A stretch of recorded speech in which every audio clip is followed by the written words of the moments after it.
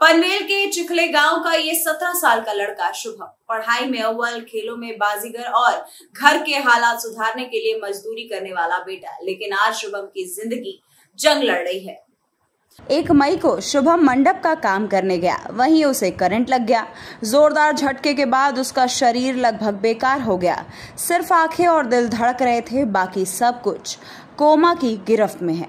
3 महीने तक कमोठे के MGM अस्पताल में वेंटिलेटर और ICU में इलाज चलता रहा। पिता रिक्शा चलाकर परिवार पालते हैं। बेटे की जान बचाने के लिए उन्होंने रिश्तेदारों और समाज से मदद लेकर करीब 11 लाख रुपए खर्च किए, लेकिन अब खर्च उठाना मुमकिन नहीं रहा। मजबूरी में शुभम को घर लाना पड़ा। मंत्री पंकजा मुंडे ने 1 लाख की मदद की, लेकिन जिस मंडप वाले के लिए शुभम काम करने गया था उसने महज 50,000 रुपए देकर किनारा कर लिया। परिवार का दर्द यही है, काम पर बुलाने का हक तो था, मगर इलाज की जिम्मेदारी से मुंह क्यों मोड़ा। क्रिकेट और जिम से जुड़ा शुभम कभी 85 किलो का फिट खिलाड़ी था, आज उसका वजन 30 किलो रह गया है। हाथ पांव बुरी तरह जख्मी है। माँ और भाई नाक में डाली ट्यूब से उसे सिर्फ लिक्विड डाइट दे रहे हैं। पनवेल तालुका पुलिस ने मंडप वाले के खिलाफ केस दर्ज किया है, नाबालिग को बिना सुरक्षा उपायों के काम पर लगाने के आरोप में। लेकिन अंधेरे परिवार का सबसे बड़ा सवाल अब भी वही है कि शुभम का कल कौन बचाएगा। सर काय सांगाल नेमकं आज शुभमची स्थिती कशी आहे, अशी का वेळ आली की त्याला तुम्हाला पोलीस स्टेशनचं दार उठावं लागलं? नेमकं काय झालेलं त्या 1 मेला? सर 1 मेला मी गावी होतो.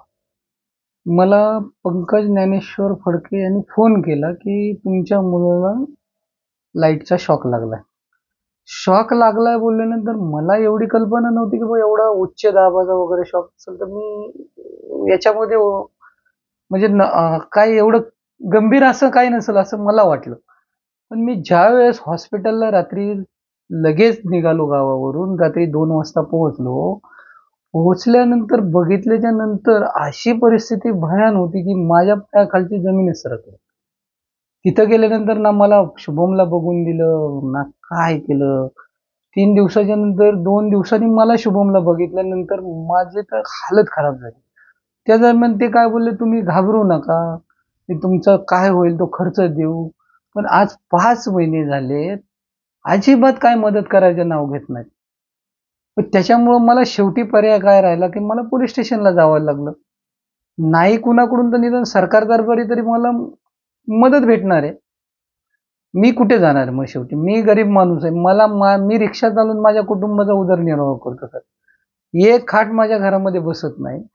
एक माणूस आला तर त्याला एक आडवं झोपायला लागतं. आम्ही 4च माणसं, एक खाली झोपतो, एक वरती झोपतो, 2 खाली झोपतात, अशी कंडिशन आहे. आणि फायनान्शियली तर एवढा वीक झालं की म्हणजे माझ्या मुलाची ह्या वर्षीची फी भरायची राहिली. बायकोच्या नावावर बंधन बँक म्हणून आहे, तिचं लोन काढून अक्षरशः आम्ही हॉस्पिटल भागवलं आणि त्याचे पैसे आज आम्ही दर गुरुवारी हप्ता भरतो त्याचा. 17 वर्षाचा शुभम कामाला जात होता. नेमकं असं काय घडलं की ह्या घटनेला तुमच्या आंधळे कुटुंबियांना सामोरं जावं लागलं? 17 वर्षाचा मुलगा म्हणजे सर तुम्हाला खरं सांगायचं होतं, एवढी परिस्थितीची जाण असलेला मुलगा होता की आपला बाप रिक्षा चालवतोय आणि त्याला काहीतरी बाबा आपण हातभार लागाव.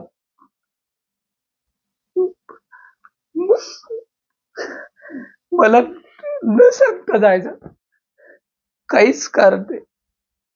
एवढा जड कार, एवढा परिस्थितीची जाण असताना मुलगा माझं आयुष्याच्या उद्ध्वस्त झाला, काही राहिलं नाही. त्याच्यामुळे 2 हात गेले, अजून बोलत नाही. 5 महिने झाले. पायाला जखम आहे, हाताला जखम, डोक्याला जखम. कुणाकडे बघायचं आणि काय करणार?